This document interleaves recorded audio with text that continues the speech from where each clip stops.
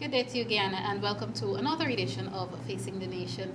I'm Malika Ramsey. Thanks very much for joining us. And even though we have gone beyond the politics here on Facing the Nation, since the year began, we had to stay on the political scene and the political environment because there's so much happening. It is my pleasure today to welcome for the very first time to this program. I must say, though, that I've tried in previous years to get him on, but he's so very, very busy, especially now. Those of you who are big on social media, especially, you've been seeing him almost everywhere, because every week I come here and I remind you that it is so disgusting that we have to be responding to a certain gentleman on the other side of the political fence, if you want to call it that. And one of the reasons you're seeing so much of this young man that I'm having on with me today is because he too has to be responding there. And I always remind you that when people say sometimes y'all should ignore the man on the other side, again, I remind you, this government has a right to defend itself and its record. And on that note, someone who has been doing a really good job of defending this government's record is the Director of Public Information, who is also Press Secretary to the Prime Minister, the Honorable Moses Nagamutu. It is my pleasure to welcome to Facing the Nation today, DPI Director, everybody knows him as that, Imran Khan. Imran, welcome. Thank you very much, Malika. I'm very flattered. I must say that you've introduced me as a young man. I'll take that any day and twice on Sundays. I'd like to consider this, and I'm very happy to be here. And good afternoon to all your viewers. I know you have a large number of very regular viewers who tune in every week. I'd like to consider this program a West Side takeover. Oh, you're from the West Side, yes. I'm from the West Side. Yes. We've taken over the program today, at least for a part of it. Wonderful. So it's a pleasure to be here. All right, great to have you, Imran. There are things that you've said publicly before, but I really want you, again, you did address the audience. I really want you to repeat some of it because of the audience that we're speaking to. We keep hearing from you, but before you even talk about some of the specific things I know you would want to touch on, what is happening in terms of our governmental and political environment, especially coming from a public relations point of view, because that is one of the things we, as a part of the coalition government, would have been criticized for. So let's hear what is happening in terms of that and what is being done to get and keep the message out there in the public. Well, let me start on a point that you raised when you spoke previously, which is that the government has a right to defend itself and must defend itself against especially these wild allegations and accusations and misinformation and all sorts of propaganda that we see in the public domain. There was a point in time when the government thought this is so wild and outrageous that people wouldn't necessarily believe that, and we don't need to respond to those things. But we got a lot of criticisms from our own supporters, from viewers of this program and other programs, who have said, you've got to respond to these things because people, if they keep repeating it, people will believe it. Mm-hmm. We have examined the situation, and there are some things which we feel we shouldn't have to respond to, but we have to because it is being repeated. Let me give you a classic example. Perfect. There's a big lie that is being repeated over and over and over by the gentleman who we won't name on this program, okay, but who has been saying it. I usually name him, so if you slept, that's fine. I'm just not in the mood for naming him today, but go ahead. Neither am I. And the candidate or this candidate that I like to refer to him as, and it's not derogatory, I just coined the word candidate because he's a selected candidate. Mm-hmm. So for me, he's a candidate. And other members, or other members who are part of the coterie around those gentlemen, they repeat this number of 30,000 jobs having been lost. Absolute nonsense. Mm-hmm. They've never provided a single iota of evidence whatsoever about this 30,000 figure that they keep repeating. By the way, yesterday I heard the numbers increase from 30,000 to 37,000 at the now infamous train wreck press conference that was held. Every week? Yes. Mm-hmm. Well, there was a particular train wreck one that was held yesterday with this candidate himself. The number has now jumped to 37,000. We have no idea how they're just plucking these numbers out of the air. They have no evidence whatsoever. Imran, before you continue, I know you have a lot, but on that note, I want you to emphasize what some of us know is the fact that even there are supporters of the AP and UFC government out there who said that, you have kept people who were quote unquote supposedly loyal to the opposition when they were in government, just to emphasize that really and truly we didn't go in there victimizing anybody and causing people to lose their jobs. The president was very clear that persons will be employed and will continue to be employed on the basis of meritocracy. There was no witch hunting. Right. There was no minister of finance who traveled from embassy to embassy, high commission to high commission around the world, firing people of a particular ethnicity that happened under the previous government. There wasn't any witch hunting within ministries, agencies, and departments. There are many people, as you mentioned, I'm the Director of Public Information. There's a significant number of staff who are at the Department of Public Information who were employed before 2015, who are thriving in the environment. They continue to be working, and this is true throughout government, throughout Yes. the public service. There were some people who were political appointees who had to go. There were some people who were involved in certain activities. They had to go. There were certain people whose contracts came to an end and they weren't renewed. But there was no witch hunting throughout government. So that in itself has also helped to secure the employment of many, many PPP supporters. Not everybody who's employed in the public sector is a supporter of the coalition, is a supporter of the APNU or the AFC. In fact, there may be equal numbers. One doesn't know because you don't know who votes for who. Right. But there must be large numbers of people who are employed in the public service who support the opposition, and there is nothing wrong with that. It was also true before 2015. But the people who were employed in the public sector before 2015, who were known to be supportive of the then opposition and now government, faced a lot of difficulty. They faced a lot of victimization. They were sidelined. There were a number of things. They were passed over for positions that they were best suited and qualified for. A number of things happened. Those things don't continue under this government, certainly not to the extent that it was under the previous government. So there is this big lie about unemployment. Let's look at what the facts are, Malika. Go ahead. We have a situation.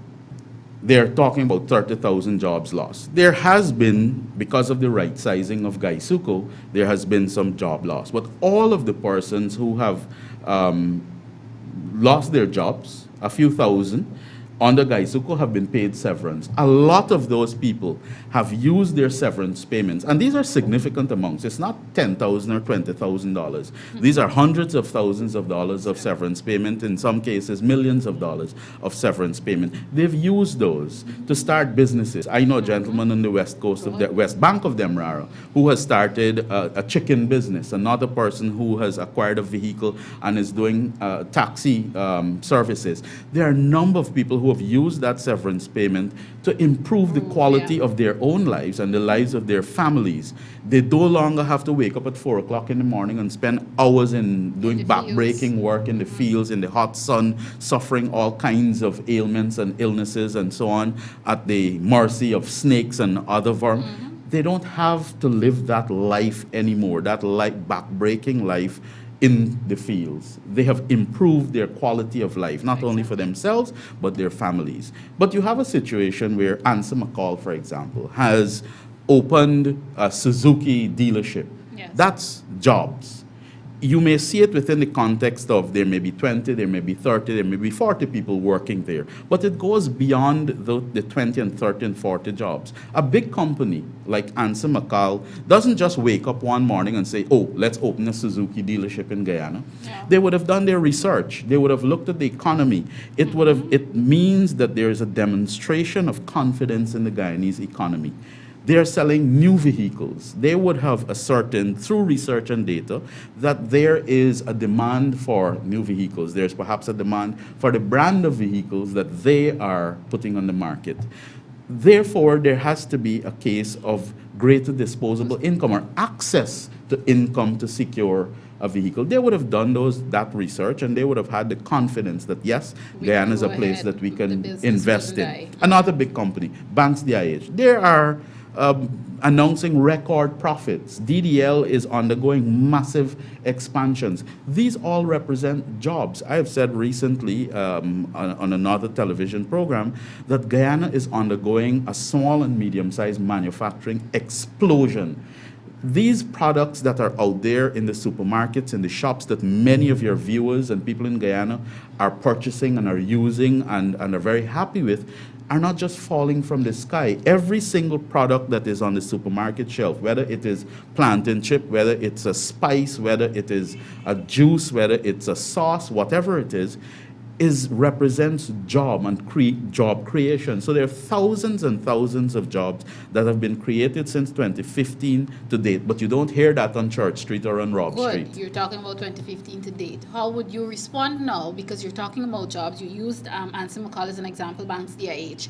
How would you respond to people who seem to just want to stir up trouble? Because ever so often we hear, oh, the economy is in a slum. Some of the people who used to make money before not making money.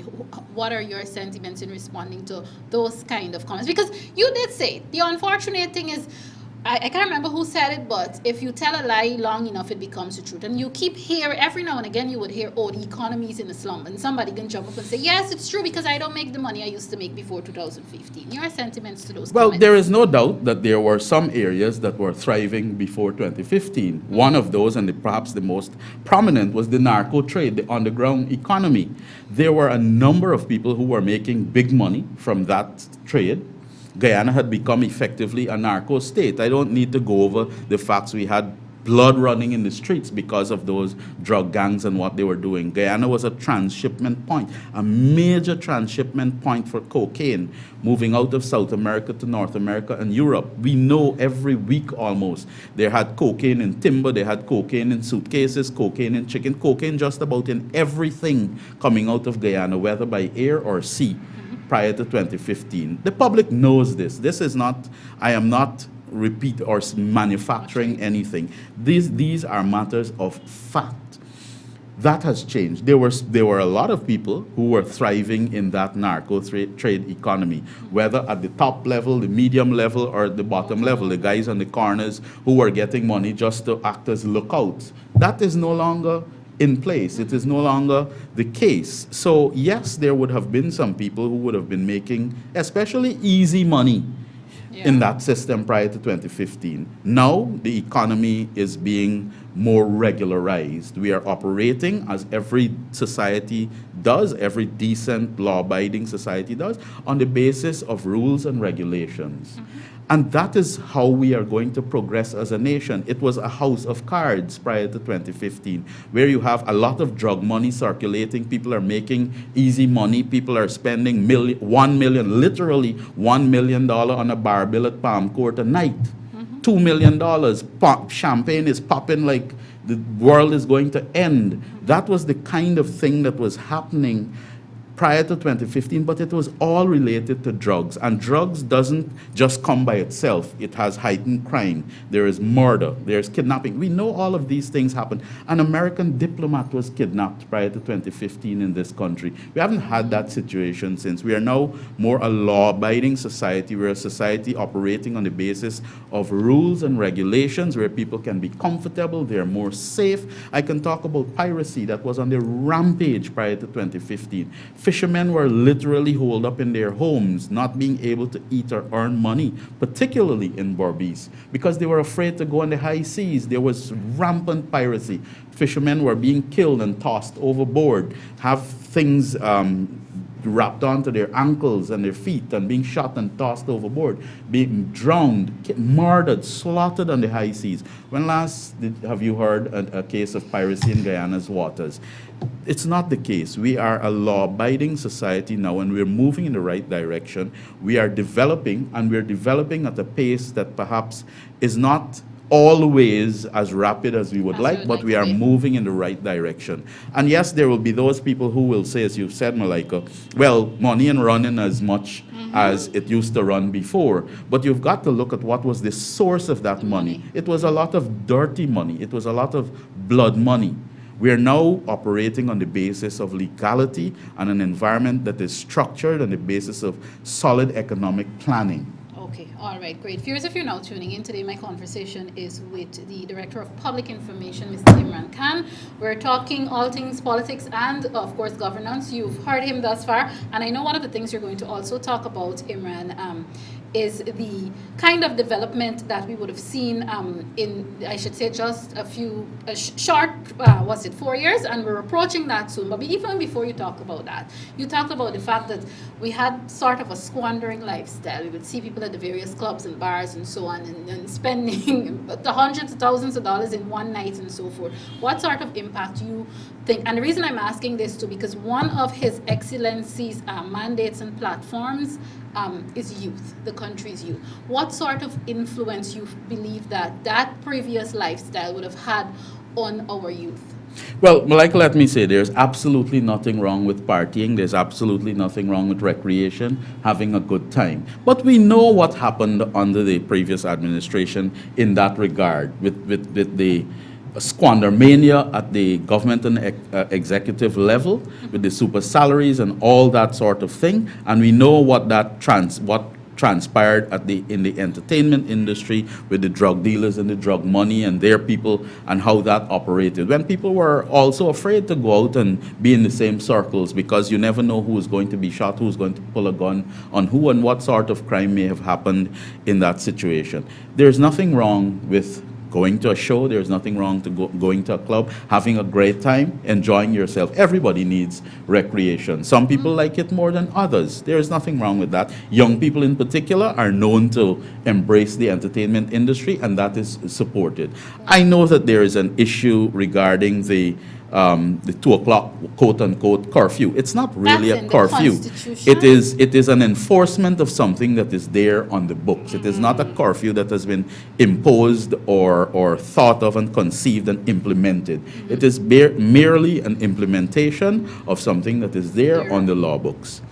That maybe needs examination. To be fair, there's been a lot of criticism. There's been a lot of discussion about it and whether it needs to be the case. What I do know is that in addition to the justification provided by the Minister of Public Security, we do have an issue where a lot of the entertainment spots are playing late into the night and they're not soundproof. And this affects people. It affects families. It affects students who have to study. It affects the elderly. It affects people who are not well and need proper night's rest, and even rest in the day. And those are things my personal position, Imran Khan, I don't care if people want to party at 10 a.m., 12 o'clock in the day, 12 o'clock in the night, 2, 3, 4, 5 o'clock in the morning. I have no difficulty. You can party for me any time in the 24 hours that you choose to do so.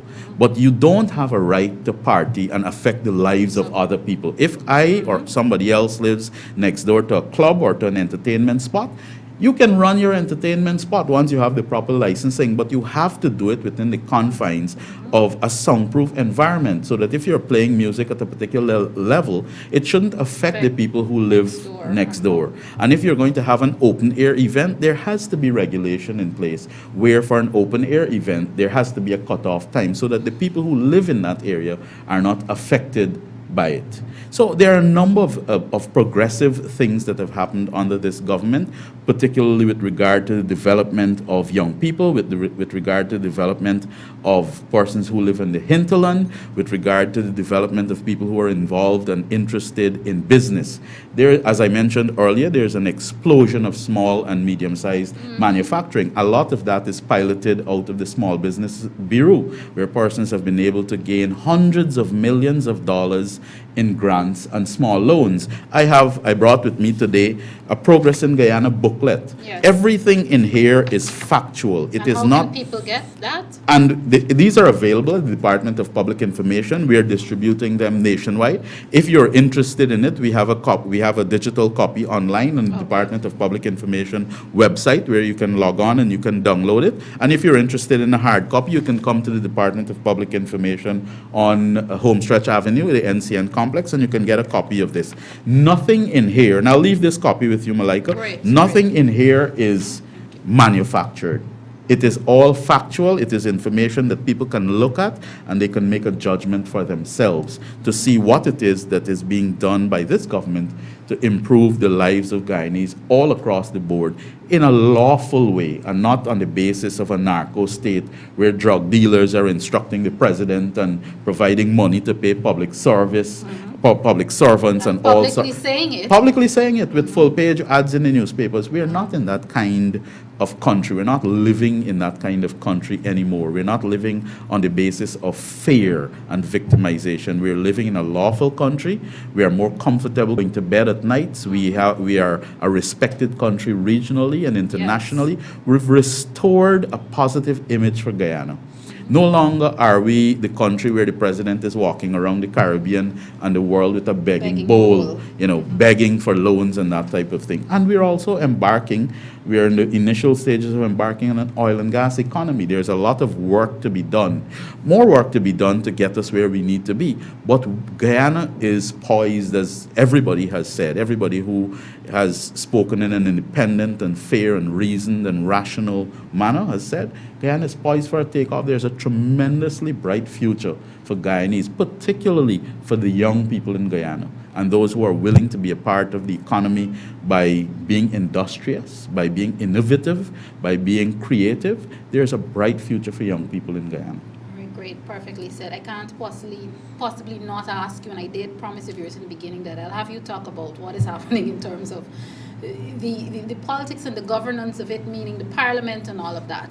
Why at this time should Guyanese not be uneasy of what is going to be the ruling of the CCJ? Because of course the opposition did say that they're going all the way and all of that. Why should Guyanese not be not uneasy at this time? Well, Malika, before I answer that question directly, you will recall not so long ago, just a few weeks, there were people who were at press conferences, on television, they were even on the streets on a particular day, saying that it was as if the world was going to end. Guyana was going to shut down. We're just going to poof, disappear in the air when we reach the particular date. It is now April. Nothing has happened. The country has continued. The sky hasn't fallen. Birds continue to fly. The Essequibo and all our rivers continue to flow with water. Life has not ceased. People are continuing with their lives. They're going about their daily business. They're going to work. They're going to school. They're getting on with their lives. So, yes, we had an unprecedented situation in December 21. Yeah. That then resulted in the Speaker of the National Assembly on January 3rd saying that he will deal with the consequences of the motion, which he did. He issued a statement. He advised that the matter be referred to the judiciary. Our judiciary has 3 stages, to put it in simple language. Yeah. We went to the Chief Justice. The Chief Justice issued a particular ruling. We respect the Chief Justice, Madam Justice Roxanne George. But we disagreed with her ruling. It allows us to go to the Court of Appeal, which we did. And the Court of Appeal issued a majority decision which rendered the vote on December 21 null and void, invalid. They needed a particular threshold of 34, which they did not get. The matter is now at our final Court of Appeal, the CCJ. The CCJ has indicated that they will receive written submissions and they will receive the oral submissions on May 10th, and they will rule after that. We are awaiting that process, the outcome of that process. I anticipate they will perhaps rule within a week or a few weeks of May 10th, so perhaps before the end of May. We are awaiting that process. While we are awaiting that process, the business of the management of the state continues. People continue with their lives, as I said earlier. They continue to get service, whether it is education, healthcare, social services, whatever it is, issuance of house lots, those continue unimpeded. When we get to the stage of the ruling of the CCJ, we will deal with what the ruling says one way or another. But as government, we are confident. We are confident that the Caribbean Court of Justice in Trinidad, our highest court of appeal, will uphold the ruling of our appeal court here.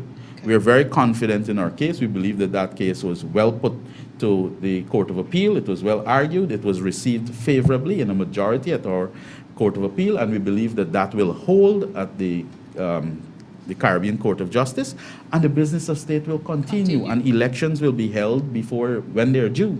Okay, great. In saying that the business of state continue, now we're approaching the 4-year mark. I'd like you to talk about, especially the very significant programs and projects that would have been undertaken by this government, where it's not only for lights, camera, and action, but whereby people are actually benefiting and living off of these projects that the government put in place, the government that they elected put in place. Let's talk about some of those significant projects and programs. Well, there are two aspects. You ask about the projects and the programs. Uh-huh. And the projects usually represent the feel and touch, the big things that you can Yeah. see, the infrastructural projects. The programs mainly relate to improvement of people's lives, the empowering of people's lives. And that is what the government has been focused on. We were in a situation in 2015 where persons' minimum wage was $39,540. That is now at $60,000. The tax threshold has improved. So really and truly, the major impact that this government has had on people's lives has been in their pockets, where people have gotten more money in their pockets. We acknowledge that there were some people, a small number, who were getting large amounts of money through the illegal narco economy prior to 2015. Those persons may not necessarily be in a better position now because the narco-state is no longer. But the people who are involved in lawful employment, the people who are working an honest dollar, they have more money in their pockets, particularly if they're working in the public sector. Now, what does that mean? Public servants, they buy their groceries from somewhere. So the people who are operating supermarkets and shops and other businesses selling food items and basic items, they are also benefiting from that because public servants have more disposable income to be able to spend on things that they need on a day-to-day basis. So it does have a knock-on effect within the economy. And yes, you hear some business entities or organizations, the PSC, the Georgetown Chamber of Commerce from time to time fretting. But I have spoken to business people.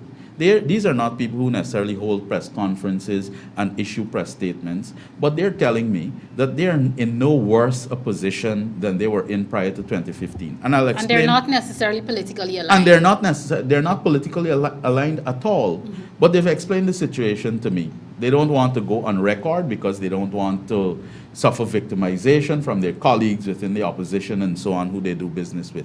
But they've told me, they said, listen, if we used to make a profit of $10 before 2015, we are making the same profit of $10 now. But the difference was in 2015, we were really making a profit of $20. But 10 of that $20 we had to be passing back under the table to somebody because we got to pay for this there, we got to pay for this there, we got to go to this minister's office and you got to take the bag. That's not the case now. You're making an honest profit without having to go through all of these, jump through these loops and holes, paying this person here, paying that person there to get through with what you want. Again, it goes back to the improvement in running a lawful society, in running a country that is more based on rules and regulations and not on runnings and bribes. Everybody was in a hustle, everybody hustling for this, that, and the other prior to 2015, and they were living on the basis of not being able to plan a proper future, not being able to go to the bank to say, this is my income, it's a stable income that I'm getting. It's not $500,000, but it is $120,000 that I know that I'm getting every month after month. I'm able to access a loan, whether it is for a personal vehicle, whether it's for the purposes of doing an extension to my home, whether it's for the purposes of building a new home. So you're able to plan, and that's how properly functioning societies work.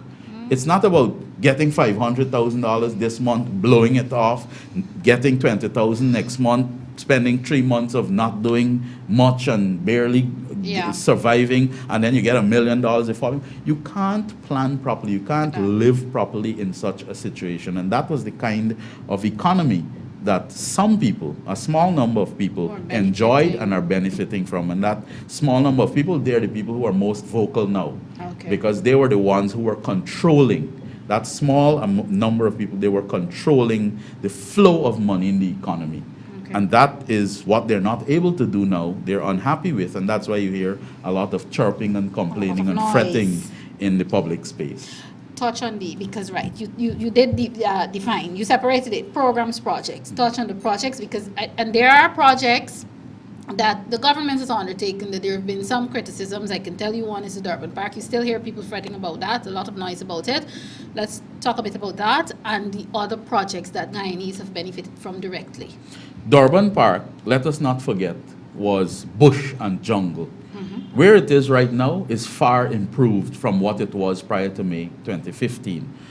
I don't work too far away from Durban Park, and I pass there on a daily basis. I see people using it for exercising in the afternoon and for positive things. Okay. Yes, there are some people who use it for ills. There are some junkies that people know that go there and they do what they have to do there. Those are things that need to be controlled, and we need to properly better manage the facility. Yeah, just in all fairness, the people who would use as an excuse, the fact is Guyana had a problem with vagrants and destitutes long before. It is nothing new. It is nothing new. It is just that these people, they might have been somewhere else and they now have shelter under the stands, and it's not as best secured as it needs to be, so they have access and they use it for the ills that they use it for. Okay. Now, if you ask me, I think Durban Park should be much better than what it is, and I think that there is work that needs to be done to improve the state that it is in. Okay. But we've got to look at development in stages. It was bush, it was jungle.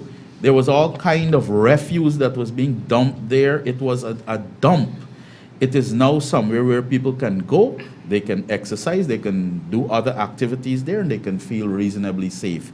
It is a venue where we've had large, impressive events, particularly at Independence and Republic Anniversary, and some other times as well. I know church groups, I know other social groups and religious groups that use it for various events that they have, and they're very happy with the facility. If you ask anybody who would have used it or who would have visited it, they can always give you some suggestions, they can give you some criticism as to how it can be improved. And nothing is wrong that with is fair. Nothing, absolutely nothing is wrong with that. And that is what, you have a lot of chirping and the opposition being oppositionist. That's what oppositions do. And they will pick on this, they will pick on that. They will always say that instead of 10 stands, you should have put 12 stands. Instead of 4 air bridges at the airport, you should have had 5. Instead of 1 bridge across the Demerara Harbor Bridge, you should have 2.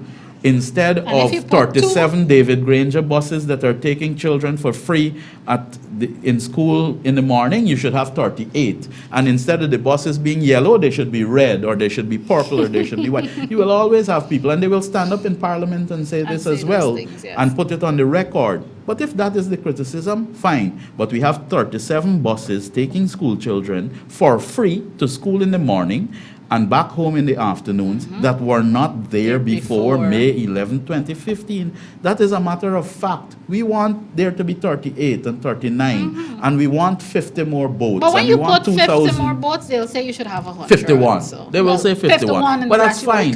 But we have 50 more than you had in place when you were in government. Perfect. That is a matter of fact. It is not a matter that we can debate. And yes, when you say we want 51 and 52, we agree. And we are working towards getting more buses, more bicycles, more boats, more boots, more breakfast, more uniforms for school children. And that's another area that we've got to focus on and speak about when you talk about the successes of this government. Education, a massive success story. We now have over 120 ICT hubs all across Guyana, providing free internet access for residents, particularly school children who have to do their homework and who have to do research online. Those weren't there before May 11, 2015. Indeed. I mentioned the issue of better public security with regard to the piracy in Berbice, but crime has reduced significantly throughout Guyana. That is a matter of fact. Crimes are being solved, including cold case murders that happened under the previous administration. Those are being solved. Babita Sarju, I can recall one. There are a number of other cold case murders that have been solved under this government. More policemen are being trained. Their salaries have improved. And that was something that was being stifled, particularly the training, the overseas training of police officers was being stifled under the previous administration. Health services, we now have, 3 or 4 water ambulances. These are life-saving pieces of equipment that are, or transportation facilities that are now part of the health sector. One is at Bartica, one is at the Linden in the Demerara River, one is at Oriala. These things are actually saving people's lives. It was difficult for people who live in these riverine communities to get to a health facility or to get the immediate medical care that they needed when they fell ill or got injured in some way. They're now able to get better health services. It is not perfect. It is nowhere close to where we want it to be, but it is vastly improved from what it was in 2015. And we continue to do work in these areas to ensure that people are living a better life and get the good life that His Excellency President David Granger has spoken ad nauseum about, and that is his vision and this government's vision for each and every Guyanese. Okay. Viewers, you see, we definitely have to bring the Director of Public Information back because he's giving you everything at once. Yes, he did talk me today. But one of the things I want you to talk about too, which when people saw it, I think 2 or 3 Wednesdays ago, which is the restarting, and I emphasize that, I stress that, of the taking government to the people. Some people say, oh, because there was a no confidence motion, yeah, I'll suddenly wake up and I had to remind some of them we did this as soon as we took office in 2015. Now, Imran, I know we have some more coming up in the pipeline, one being in Berbice, even though our program live now is not reaching Berbice, but of course, those of you who watch online will see it.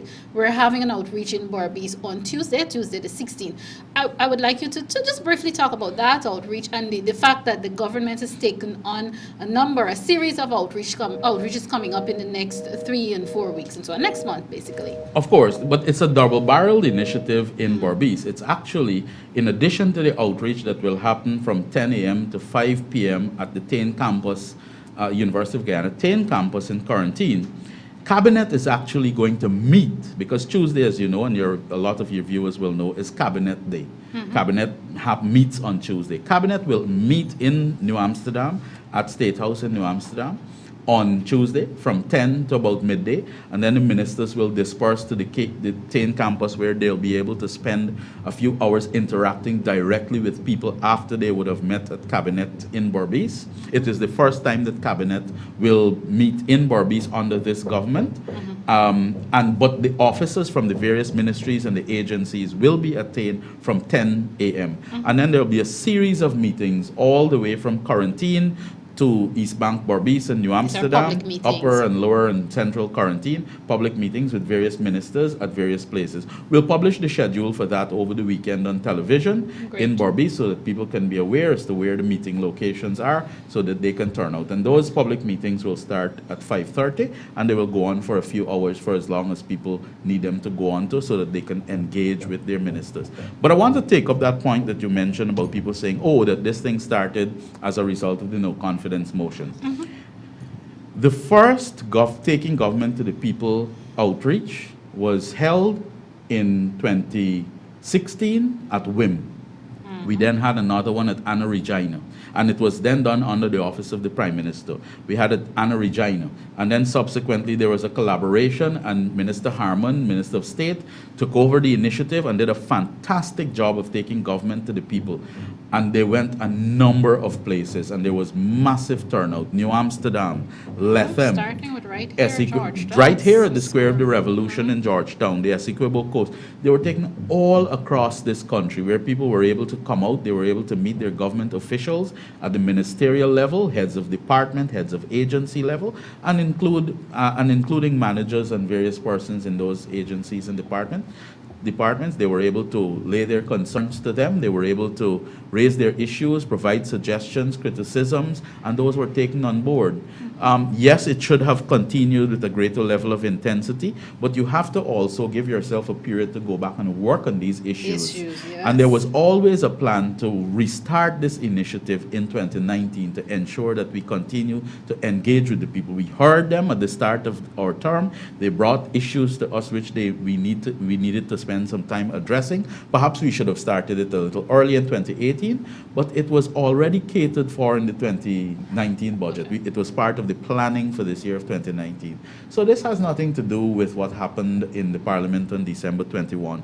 It has to do with continuous engagement with the people and ensuring that there is a sustained connection with people at the grassroots level, the community level, within the NDCs, within the regions, and the executive government, so that decisions are made on the basis of credible information and data, and not just whimsical things being spoken about and ad hoc policies being implemented, like that nonsense about the 30,000 jobs being lost that we hear being repeated by the fellas on the other side. Yes, absolutely. Imran, you will come back. I am must invite giving you my back. commitment that I Yes, will. but before I wrap up my conversation with you, even though you've said a lot, you've put a lot of information out there, you've given the public a lot to think about it, and of course, viewers, I always remind you to use these guests like Imran, and so use it as teaching moments and teaching guests, because when you think you know everything that's going on, somebody will come and say something. It's like, oh, I didn't know that. It may be one small thing, an entire conversation. So we thank you for that, Imran. But again, before I wrap up with you, I don't know what at this point you would want to leave with the public. I know he's everywhere basically, but in terms of the viewing audience for this public, what would you like to leave with them now in terms of motivation and where our country is and where we want to take our country next under the APNU AFC administration? Well, let me take up from what you just mentioned. You said it's very difficult to keep track of the development in this country, and that is absolutely true. I'm the Director of Public Information. I have a staff. Our job is to keep track, and it's very difficult for us to do that because there is so much development happening in every region. I'll give you an example. We were at the Rupununi outreach a few weeks ago, massive ministerial outreach in the Rupununi. And when we were there in a village of Kwatamang in North Rupununi, I learned about how many houses the government was building as part of the hinterland housing program, and how many roofs were upgraded from thatch roof to zinc roof, and how many water catchment mechanisms were put in place. Basically, gutters being led to black tanks so that persons are able to capture water, and they're able to use that water. In the drought season in Rupununi, it's a very difficult situation. 8 wells have been dug in the Rupununi. I'm only using that as one example to say there's so much happening all across Guyana. Infrastructurally, a brand new bridge being built where 10,000 of our residents in the Maruka area will benefit. So much happening. Overpasses being built on the East Bank. That is happening all across Guyana. It is very difficult to keep track of it. Better electricity supply. It's not perfect. Blackouts have not become a thing of the past as yet, but they're far fewer than there has been before. Better water supply, in addition to the educational services. More house lots. And this is not a government that is just giving out people a piece of pasture land somewhere in a back dam. This is a government which has, and His Excellency has spoken about, not about house lots, but about communities. So persons are not getting a piece of paper and say, look, this patch of land is yours, go and fill it up and so on, and try to see what you can build a shack on it. You're getting a keys to your home. I recall just last week, a single mother of 10 won a house, not a house lot, a house. She was able to move in. She's now living there with her children. And she's already had plans. She said, it's very comfortable. It's far more comfortable than where I was living. I'm very happy. I have peace of mind. And that story is replicated hundreds and thousands of times by people who are living better lives under this government because of the policies. And I will take a lot of criticism because perhaps we haven't done a job of promoting what has been done. And as Minister Raphael Trotman said at the forum recently, we've been busy building roads, busy improving the electricity supply, busy providing better health care, education services, busy providing better salaries, busy providing better pensions for pensioners, busy doing so many things that we have not always necessarily taken the time to say, these are all the things that we've done that you should know about.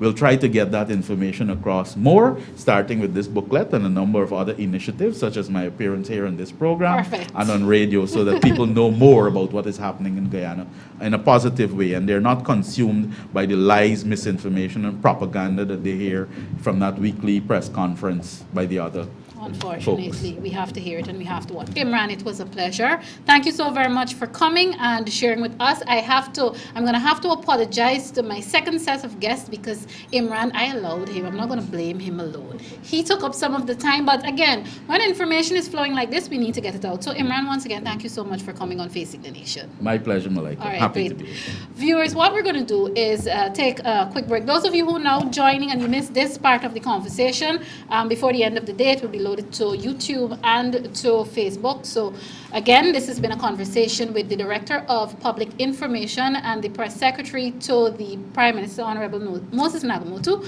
Of course, Imran Khan. Most of you just know him as DPI's director. It's the same person. We'll take a quick break. On the other side of the break, I am going to be chatting with two young, enthusiastic persons who are going to basically tell you about their experiences under the APNU, AFC administration. More talk about development with the time that we have left.